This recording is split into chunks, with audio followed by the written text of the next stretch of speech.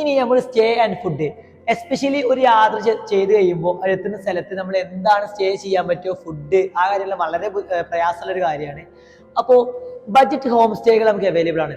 150 മുതൽ 200 രൂപ വരെയൊക്കെ നമുക്ക് പെർ ഹെഡ് രീതിയിൽ ഒരു ദിവസത്തിന് നമുക്ക് സ്റ്റേകൾ കിട്ടും. 100 രൂപ ഒക്കെ കിട്ടും. അപ്പോൾ അഫോർഡബിൾ ആവുന്നതനുസരിച്ച് നിങ്ങൾക്ക് ചൂസ് ചെയ്യാൻ പറ്റും. നിങ്ങൾ ഒരുപാട് പേരുണ്ടെന്നുണ്ടെങ്കിൽ ഒരു റൂം ഇത്ര പേർക്ക് നിങ്ങൾക്ക് ചൂസ് ചെയ്യാൻ പറ്റും. അതുപോലെ തന്നെ ഫുഡ് പൂളൊക്കെ ഉള്ള ഹോട്ടൽസ് നാളൊക്കെ അവൈലബിൾ ആണ്. അപ്പൊ വെറും ഫുഡുള്ള ഹോം സ്റ്റേകളൊക്കെ അവൈലബിൾ ആണ്.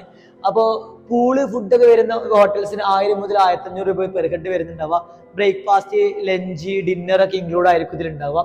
ആൻഡ് എസ്പെഷ്യലി നിങ്ങളോട് പറയാനുള്ളത് വെച്ച് കഴിഞ്ഞാല് നമ്മുടെ നാട്ടിൽ അധിക സ്ഥലങ്ങൾ 99% സ്ഥലങ്ങളിലും വെജ് ഫുഡ് മാത്രമേ കിട്ടിയിട്ടുണ്ടാവുള്ളൂ. നിങ്ങൾ ബുക്ക് ചെയ്യുന്ന ഹോട്ടൽസുകളാവട്ടെ, നിങ്ങൾ ഹോം സ്റ്റേകളാവട്ടെ, ഫുഡ് ഇൻക്ലൂഡ് ആണെന്നുണ്ടെങ്കിൽ എന്തായാലും നിങ്ങൾക്ക് വെജ് കിട്ടുള്ളൂ.